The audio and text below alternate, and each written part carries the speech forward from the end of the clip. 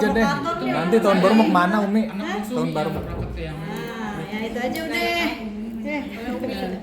Udah lanjut ya Umi mungkin ikut aja. ini akhir tahun. Hari tahun nih Umi mau Karena kemana? yang bungsu juga dipersiapkan buat mau berangkat ke Yaman. Seperti Udah berangkat kan? Iya ke Yaman kita persiapan di Umi mungkin. Ya gitu deh, biasanya ngumpul, jadi udah 2 yang nggak ada, jadi ya sedih sih. Cuma kan untuk kebaikan anak saya ya yang di Yaman, dia harus menuntut ilmu karena memang amanahnya almarhum kan semua anak-anak itu harus mondok, harus dapat ilmu agama. Itu berapa lama? Bilal insya Allah 3 tahun di sana.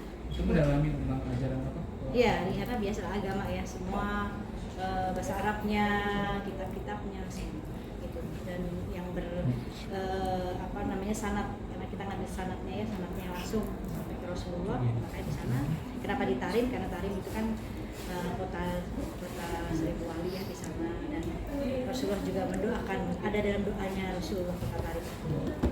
Berarti total udah berapa hari Umi ditinggalin sini?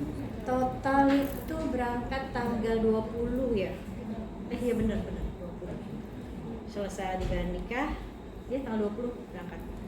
Udah ngechat Umi belum kayak? Udah, kan kita punya grup anak-anak kan, isinya Abiza, Adiba, aku, Aila, Bila. Jadi ya dia selalu ngirim-ngirimin foto-foto gitu, ngirimin makanan, makan apa hari ini gitu, ngirimin kamarnya gitu ya.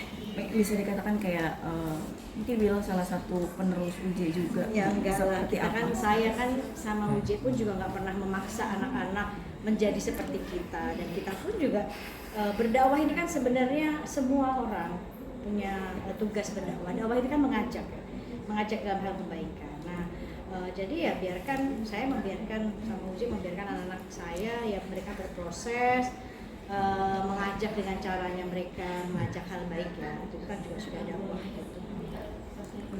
Kalau Adib, Ini pertama kalinya ke Yaman, Ataya? Enggak, udah 2 kali dia. Kalau yang pertama ketika datang ke haulnya Nabiullah Hud, Nabi Hud, nah dia datang tuh ikut ziarah di sana sama aku. Nah terus kalau yang sekarang dia benar-benar sekolah di sana. Seperti apa sih Umi cerita-cerita dia hari-hari gitu kan? Ada nggak sih kayak ini aku kayak gini atau seperti apa Enggak sih sih, ceritanya? happy aja dia ketemu teman-temannya gitu. Kitanya kan sebenarnya khawatir ya, karena kan anak-anak saya itu termasuk almarhum itu paling nggak bisa makan pedes, sama kayak almarhum gitu, nggak bisa makan pedes sedikit tuh masih bermasalah perutnya. Nah ya saya orang tua pasti khawatirnya ke situ ya, dia gimana nih makannya gitu. Pertama ngirimin mie instan makannya, kedua mie instan, sampai kata Abi, makan mie mulu lu. Ya gitu ya, habis karena di pondok kan masaknya pedes-pedes, jadi dia nggak bisa. Udah dia belajar gitu, belajar makan terus sambil dipikir, karena kan kalau enggak kitanya juga bingung gitu. Ada rencana kesana nggak Umi buat nyusulin? Kalau saya pasti ada rencana ke sana pasti. Kalau dia kan nggak mungkin pulang ya, karena nggak boleh gitu. Jadi mungkin saya yang ke sana sekalian ziarah gitu. Karena memang biasanya saya ada program ke sana. Karena guru saya kan di sana kan, Bapak Nur, istri Habib Umar.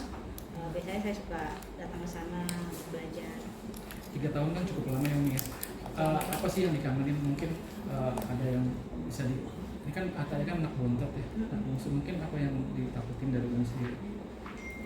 Ya apa ya, ketakutannya apa ya, nggak ada sih yang ditakutinya sih, nggak ada, lebih kepada ini aja sih, maksudnya ya kalau sakit udah disiapin obat-obatan yang biasa dia minum kalau dia punya masalah dengan perutnya gitu ya, hanya bisa doain aja, dikasih kesabaran buat untuk ilmu ya kan gitu, hanya itu aja sih.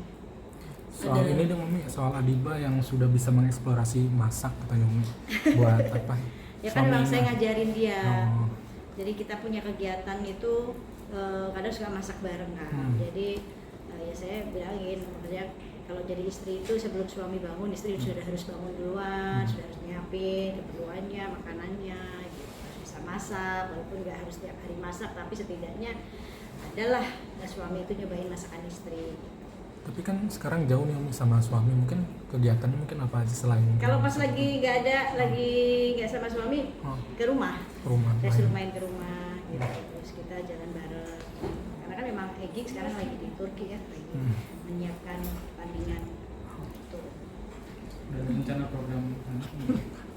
saya emang nggak mau nyuruh gitu. Oh, Nanti berarti anak Umi belum terbebani, berani biarin nyuruh. aja gitu, biarin aja apa namanya, semengalirnya aja.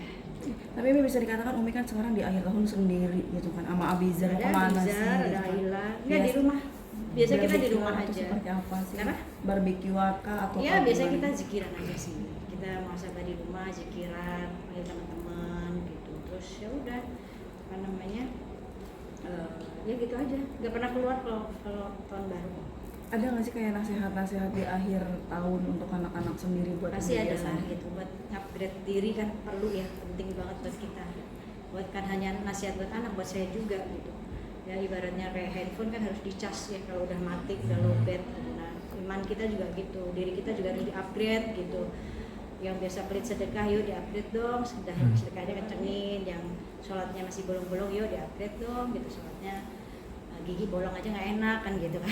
Jadi ya nasihatnya lebih ke buat saya juga, maksudnya mengupgrade diri, jangan gini-gini aja gitu. Tahunnya udah berganti. Bisa dikatakan untuk 2024 sudah di depan mata gitu kan, kira-kira ada nggak sih kayak untuk kedepannya harus seperti apa gitu kan, untuk anak-anak itu harus bagaimana atau harus mengalir gitu aja? Ya yang penting nasihat tuh pasti ya, nasihat tetap jangan ninggalin sholat, tetap bisa bantu orang lain gitu. Cuma tujuan anak-anak ya 2024 terbangun deh, kita mulai membangun rumah yatim itu gitu. Yang menjadi bukan amanah ya, tapi memang almarhum pengennya punya rumah yatim yang samping rumah, dan kebetulan memang qadarullahnya kok pas banget gitu, ada sebelah rumah ada tanah kosong. Ya mudah-mudahan dikasih dimudahin rezekinya saya, rezekinya anak-anak, kita bisa beli tanah tersebut, bisa kita bangun. Progresnya sudah seperti apa Umi? Baru mau baru kumpul-kumpulin dulu supaya kebeli tanahnya, baru nanti dibangun. Tanahnya lumayan gede doangnya, 300 gitu. Pengen banget nanti ya kalau saya nggak ada umur juga dikuburnya di situ. Pengen banget gitu. Jadi gak usah jauh-jauh dari rumah. Deket ya, Umi? Deket. Tapi udah ada target belum sih untuk sampai selesainya kapan gitu? Ya belum tahu, pengennya tahun depan tuh udah kebeli tanahnya kan. Tanahnya aja belum dibeli Mas, gimana? Beli tanahnya baru kita bangun pelan-pelan. Kemarin Itu katanya kan anak-anak juga ada hasil kerja mereka tuh disisihkan buat Iya. dari rumah itu. Rumah. Iya, bener. Saya bilang sama anak saya, mau Adiba, mau Abizar yang udah di dunia entertain, kalau kalian dapat rezeki berapa persennya kalian sisihin deh, 2% atau berapa persen, semuanya kalian sisihin buat kita sama-sama, yuk kita bangun rumah yatim ini.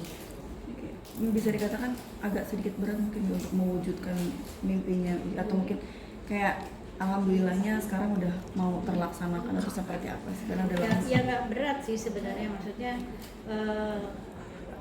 saya memikirkan maksudnya ketika almarhum ngomong seperti itu, satu hari sebelum meninggal itu beliau bilang, nih kamu udah harus siap dan gitu kan, terus harus dakwah, terus kalau ada rezeki kamu bangun rumah yatim gitu, karena sebentar lagi anakmu bagian dari mereka. Itu tuh hal yang berarti seperti sebuah kayak amanah, kamu harus peduli dengan anak yatim karena anakmu juga yatim. Berarti kan saya ketika itu tidak memikirkan membangun rumah yatim terlebih dahulu, tapi bagaimana saya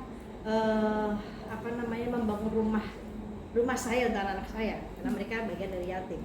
Saya membangun kekuatan mental anak-anak saya dulu gitu, karena mereka bagian dari yatim gitu. Jadi saya amanahnya mungkin lebih ke ya didik anak-anak dengan benar dulu gitu kan, sampai akhirnya ya kita bisa mewujudkan rumah itu gitu. Maksudnya mikirnya tuh beliau sebelum meninggal aja memikirkan kalau seorang istri ditinggal suami, punya anak banyak, kalau nggak punya rumah itu gimana gitu. Nah begitu juga nanti anak yatim yang ketika bapaknya meninggal, terus ibunya punya anak yang sampai akhirnya anak yatimnya ini putus sekolah, nggak punya tempat tinggal, kalau tinggal di saudara bisa berantem, itu bagaimana? Itu aja beliau memikirkan hal tersebut gitu.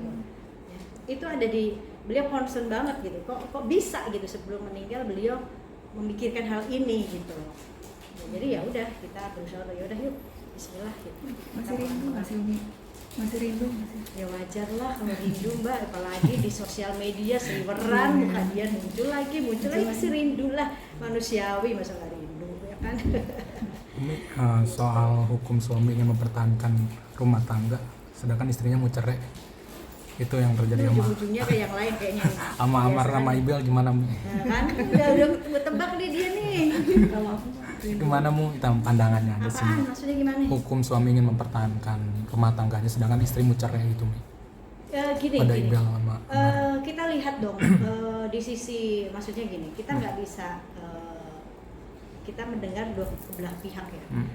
Karena ini kan satu rumah tangga ini kan untuk menyempurnakan agama, ibadah yang sangat panjang dan ibadah yang diterima oleh Allah, ibadah yang hatinya selamat, satu sama lain saling menyayangi, satu sama lain saling nggak ada benci, nggak ada kesel, nggak ada kecewa dan segala macamnya.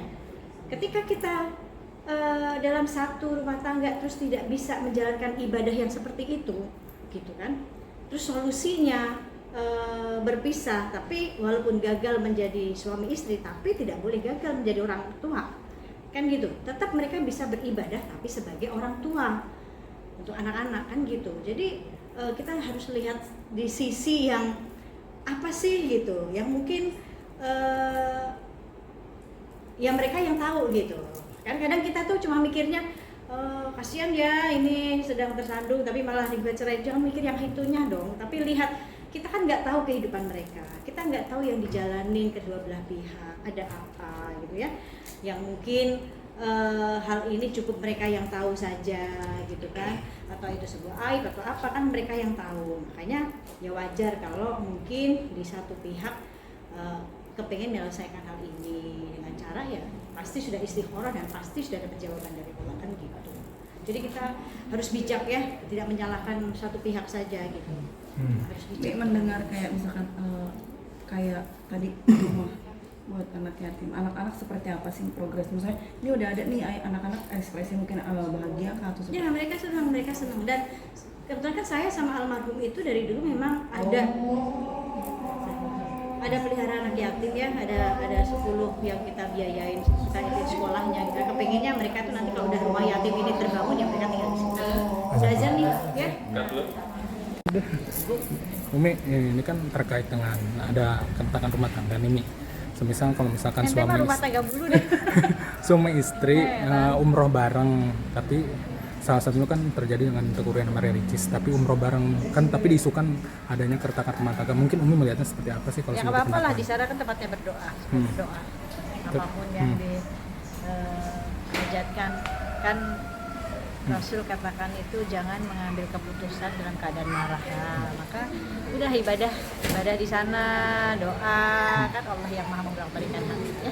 Ya nggak apa-apa.